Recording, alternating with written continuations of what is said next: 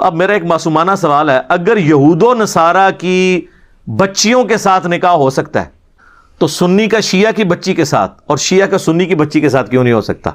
تو یا پھر مان لیں اعلیٰ حضرت کی طرح کہ یہود و نصارہ سے بھی بدتر ہے؟ ہاں جی، اعلیٰ حضرت نے لکھا ہے.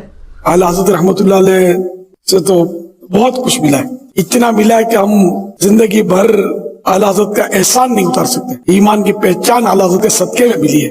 اعلیٰ حضرت کو ہم اس لیے مانتے ہیں کہ ان کی باتیں جو ہیں، ان کی تحریریں، ان کے فتوے وہ قرآن و حدیث کے مطابق ہے. اعلیٰ حضرت نبی نہیں ہے.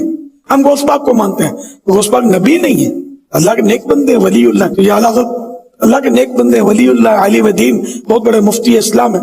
ہم اس لیے مانتے ہیں کہ ان کی باتیں قرآن و حدیث کے مطابق ہیں. فتنے کا دور ہے، قرآن و حدیث کا نام تو اور بھی بہت سارے لوگ لے رہے ہوتے ہیں جو قرآن و حدیث کی غلط مطلب تفسیریں اور شروعات بیان کر کے آدمیوں کو گمراہ کرتے ہیں. خود بھی گمراہ ہوئے ہوتے ہیں، دوسروں کو گمراہ کر رہے ہوتے ہیں. یہ اعلیٰ حضرت ہمارا معیار ہے، کسوٹی ہے ہماری. جو اعلیٰ حضرت کی کسوٹی پر پورا اترے بس ہم نے اسی کا دامن پکڑنا. احکام شریعت ان کی اپنی کتاب ہے، اس میں انہوں نے لکھا ہے کہ وہابیہ، اور پھر لکھا وہابیہ دیوبندیہ، وہابیہ غیر مقلد، یعنی اہل حدیث اور دیوبند، اور پھر ساتھ لکھا قادیانی کافروں کو بھی بیچ میں شامل کیا، اور لکھا روافظ.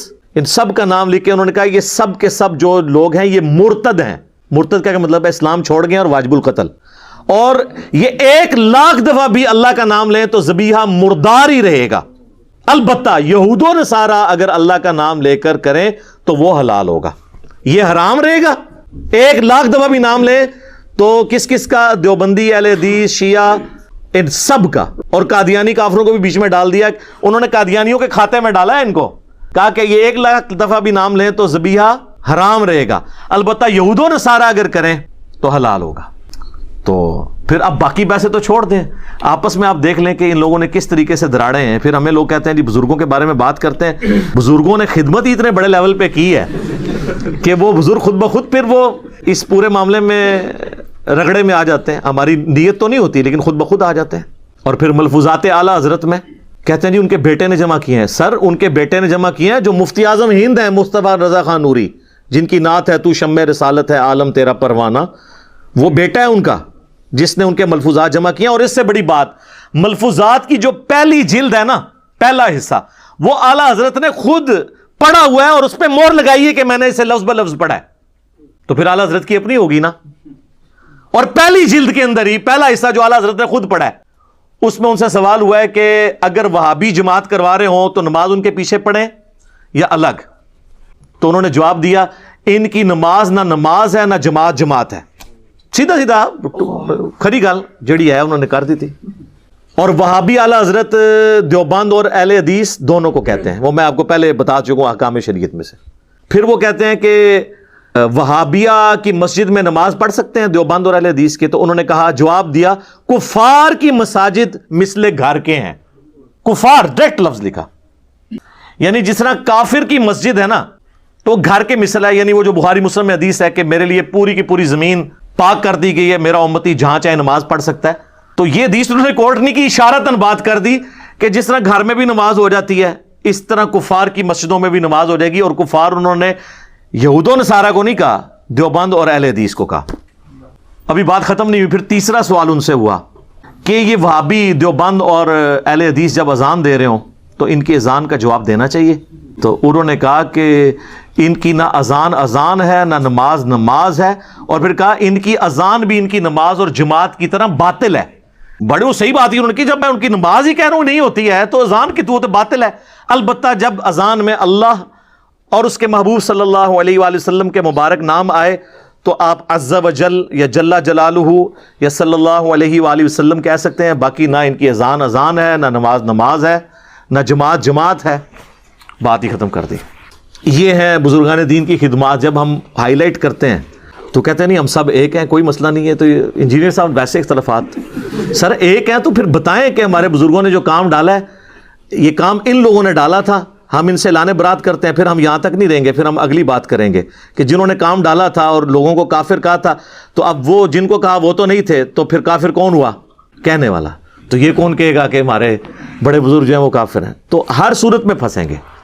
اور یہ مقصد کسی کو بدنام کرنا نہیں ہے، واللہ قطعاً بدنام کرنا کوئی مقصد نہیں ہے.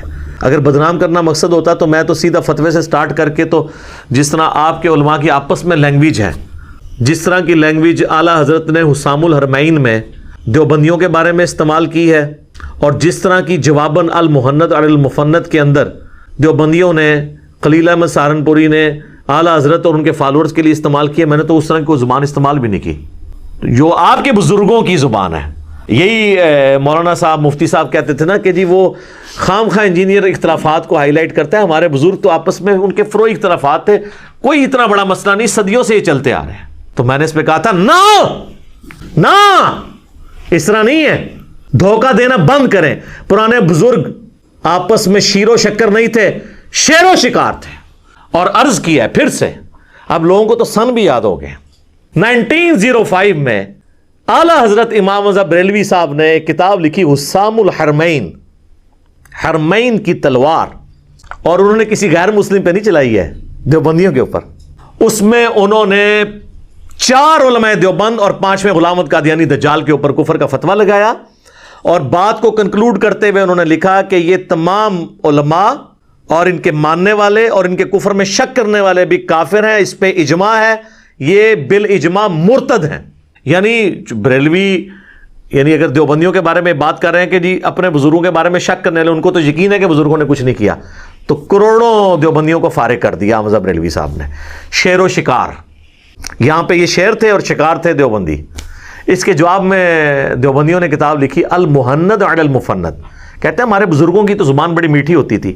المحند ہند کی تلوار، علی المفند ایک پاگل سٹھیائے ہوئے بابے پر، کسے کہا؟ احمد بریلوی صاحب، کروڑوں بزرگوں کے امام۔ یہ کہتے ہیں بزرگوں کا ادب نہیں کرتے، آپ دوسروں کے بزرگوں کا ادب نہیں کرتے ہیں، المفند کہہ کے انہیں پکارتے ہیں۔ احمد بریلوی اور ان کی جماعت ایک شیطانی لشکر ہے جو علماء دیوبند رضی اللہ عنہم پر حملہ آور ہو گیا، 14ویں صدی کے علماء کو رضی اللہ عنہم، جیسا کہ شیاطین حملہ آور ہوتے تھے انبیاء پر۔ دیکھو کڈی کڈی نسبتاں ملاندے نے۔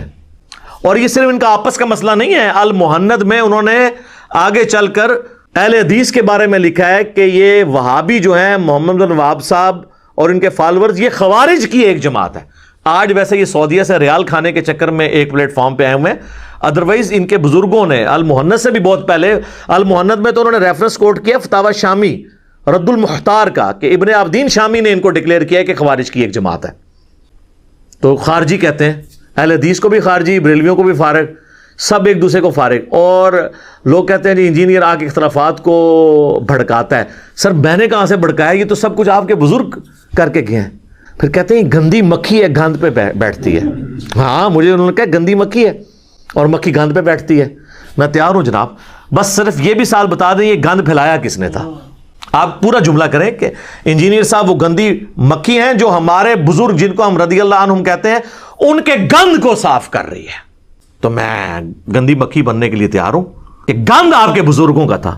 تو جب آپ کے بزرگوں کا گند میں صاف کر رہا ہوں تو پھر بزرگ کسے ماننا چاہیے؟ جو گند کر کے گیا یا جو صفائی کر رہا ہے؟ مجدد نہ مانیے گا مجھے، نا نا نا نا نا، یہ کام نہیں کرنا۔ تو ہم یہ چیزیں ہائی لائٹ اس لیے کرتے ہیں کہ جب تک بابوں سے دستبردار نہیں ہوتے نا، اور کتابوں کے ساتھ نہیں جوڑتے، اور صرف ان بابوں سے جڑیں جو کتابوں کو حق مانتے ہوں، جن کتابوں کی بنیاد پہ انہوں نے عزت اویل کی تھی۔ کہتے ہیں یہ بزرگوں 1400 سال میں اور کسی کو دین سمجھ نہیں آیا۔ یہ کب ہم نے کہا ہے؟ ہم نے کہا 1400 سال سے جو دین آپ بتا رہے تھے نا کتابوں میں، وہ جو آپ کو کتابیں دیتے رہے نا، وہ خود بھی اس پہ عمل نہیں کرتے تھے۔ کہتے ہیں بزرگوں کی نسبت سے کتابیں آپ تک پہنچی ہیں، تو ان کے بزرگوں نے چٹیے تو سب تو پہلے تو میں پرنٹنگ پریس والوں کو چاٹوں گا نا، جن ان کی پرنٹنگ پریس پہ یہ قرآن اور بخاری مسلم چھپے ہوئے، وہ تو ہیں غیر مسلم گورے، کہیں گے نہیں وہ ٹرانسفر کیا ہے انہوں نے، آپ نے دیکھنا کتاب کے اندر کیا لکھا ہوا ہے۔ تو سر آپ کے بابوں نے بھی ٹرانسفر کیا ہے، اگر وہ خود اس پہ عمل نہیں کرتے رہے، اور خود ہم یہ مانتے ہیں کہ بریلویوں کے بزرگ جو ہیں وہ قرآن و سنت پہ نہیں چلتے رہے، اور بریلوی آپ کے بزرگوں کے بارے میں مانتے ہیں کہ وہ قرآن و سنت پہ نہیں چلتے رہے، اسی طرح نا۔ تو جب اسی بات کو میں کمبائنڈ فارم میں کر دیتا ہوں تو مجھے کس چیز کی گالیاں؟ 99 قتل تو تسی بھی کیتے رہے، 99 قتل تو آپ نے بھی کیے نا، اپنے سوا ہر ایک کو کہا نا گمراہ۔ میں نے کہہ دیا آپ کے بزرگوں نے بھی یہی گمراہیاں پھیلائی ہیں، تو میں نے ایک ہی کر کے سینچری پوری کی ہے، تو میں مجرم ہو گیا ہوں۔